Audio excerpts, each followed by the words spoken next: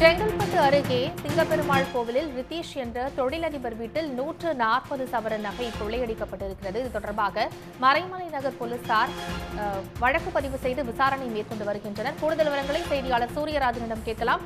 சூரியராஜன், விவரம் என்ன? கண்டிப்பாக. அதாவது சென்னை புறநகர் பகுதியில் ஒரு பிரபல தொழிலதிபருடைய வீட்டில் வந்து கிட்டத்தட்ட ஒரு 140 சவரன் வந்து தங்களை வந்து தெரிவிக்கும் சம்பவம் மிகப்பெரிய ஒரு பரபரப்பை ஏற்படுகிறது. அதாவது செங்கல்பட்டு மாவட்டத்தில் பாரதியார் தெருவை சேர்ந்தவர் இது வந்து பிரபல தொழிலதிபர்களாக இருந்திருக்கிறார். இது திட்டம் திமுக மட்டும் பாரதியார் தெருவு வந்து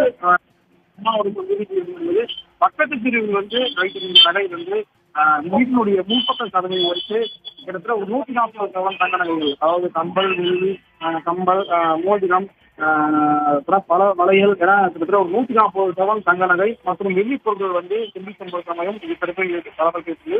இதன் தொடர்ச்சியாக இந்த திருட்டு நடந்த சம்பவம் தொடர்பாக மறைமலை நகர் போலீசார் வந்து சம்பவத்தை தற்போது விசாரணை ஆரம்பித்து வருகின்றனர்.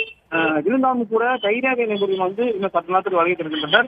இன்னும் கைரேகை நிபுணர் வந்திருக்கிறதுதான் வந்து மர்ம நபர் வந்து கொள்ளையடித்த குற்றவாளிகளோட கைரேகை வந்து சேகரித்திருக்கின்றனர். சென்னை புறநகர் பகுதியில் வந்து கிட்டத்தட்ட ஒரே நாளில் வந்து 140 சவரன் தங்க நகை திரும்பி சென்ற சம்பவம் மிகப்பெரிய ஒரு பரபரப்பை ஏற்படுத்தியது. தகவல்களுக்கு நன்றி சூரியராஜன். உடனுக்குடன் செய்திகளை தெரிந்து கொள்ள சன் நியூஸ் பெல் ஐகானை கிளிக் பண்ணுங்க.